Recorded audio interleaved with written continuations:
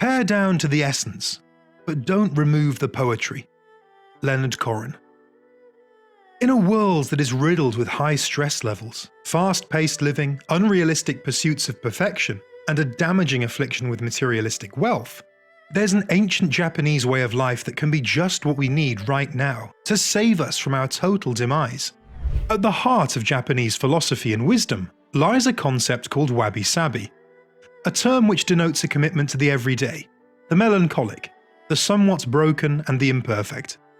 It's simple, slow, and uncluttered, and it reveres authenticity above all. Wabi-Sabi's roots lie in Zen Buddhism, which was brought from China to Japan by Eizai, a 12th century monk. To help his fellow monks stay awake during the excruciating meditation sessions, Eizai taught them how to process tea leaves into a hot drink. Once Eizai was gone, though, tea took on a very different life of its own. Around the 14th century, the upper classes developed elaborate rituals involving tea.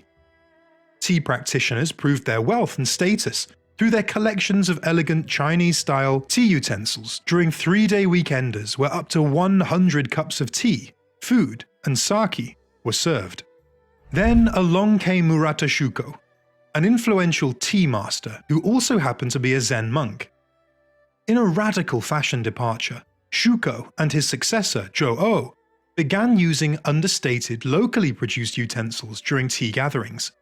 They brought unadorned celadon and Korean peasant wares into the tea room. But it was Jo-Oh's disciple, Rikyu, however, who is widely credited with establishing the quiet, simple ceremony that made it possible for everyone, not just the wealthy, to practice tea. Rikyu's tea became an oasis of quiet, simple taste during the long centuries of civil war in Japan. He made some of his own utensils out of unlacquered bamboo. By using imperfect objects, sometimes broken and repaired, in a room devoid of superfluous items, Rikyu made the moment of tea tasting a true communion for the spirit. Rikyu's ceremony became known as Wabi-Chado. Chado means the way of tea, and it endures in Japan to this day.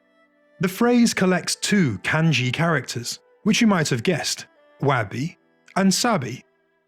The words wabi and sabi were not always linked, although they've been used together for such a long time. Wabi directly translated as being downcast, lonely, and despondent, but poetically it has come to mean being humble in spirit, unmaterialistic, and in tune with nature. It is about recognizing beauty in humble simplicity. A wabi person epitomizes Zen, which is to say, he or she is content with very little, free from greed, indolence, and vanity of materialism. Sabi by itself means the bloom of time. It's the understanding that beauty is fleeting. The word's meaning has changed over time, from its ancient definition to grow old, to be desolate, and evolved over centuries into meaning taking pleasure in things that were aged and faded. Sabi things carry the burden of their years with grandeur and elegance, the rustic look on weathered wood, cellared wine, the fiery red leaves and ghost-grey clouds of autumn, an abandoned barn deep in the woods that's overrun with weeds. They all hold the mystique of Sabi. True Sabi is a gift of time. Over time, Wabi and Sabi infused together and evolved into a distinctly Japanese ideal, and its meaning changed to become more light-hearted and hopeful. Wabi-Sabi is an elegant philosophy that denotes a more connected way of living, a lifestyle where we are deeply connected to nature, and thus, better connected to our truest inner selves. In a few words, one could say that Wabi-Sabi is the beauty of imperfect things. Something between an artistic concept, a philosophy of life, and a personal feeling.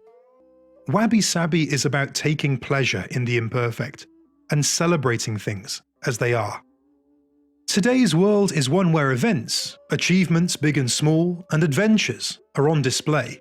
Scrolling through TikTok, Instagram, Facebook, or Twitter, it's a daily barrage of flawless vacation photos, perfectly posed selfies, witty videos, and foodie-approved plates. Social media has gifted the world with empowering movements and interconnectedness never before experienced or thought of in the history of humankind. But it's also contributed to increased feelings of depression, anxiety, low self-esteem, and cyberbullying. We are constantly flooded with images that remind us of how imperfect our life is. And that leaves us with a feeling of wanting to always aim for perfection. A feeling that is impossible to attain in a world that's inherently imperfect, and where you are not in control of everything. You have to realize that social media expression is inherently biased, because very few people aim to post about their flaws and struggles in life. As British philosopher Alan Watts once quipped, you can think of yourself as a cloud. Did you ever see a cloud that was misshapen, or a badly designed wave? When you look at the clouds, they are not symmetrical. They do not form fours, and they do not come along in cubes, but you know at once that they are not a mess.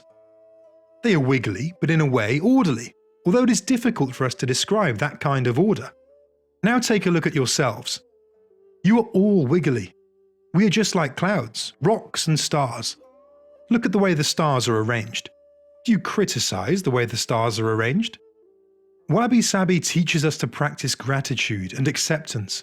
It's not about giving up. It's about surrendering to the gravity of the situation at hand and then actively playing a role in deciding what happens next. It's about seeing the beauty in the natural process.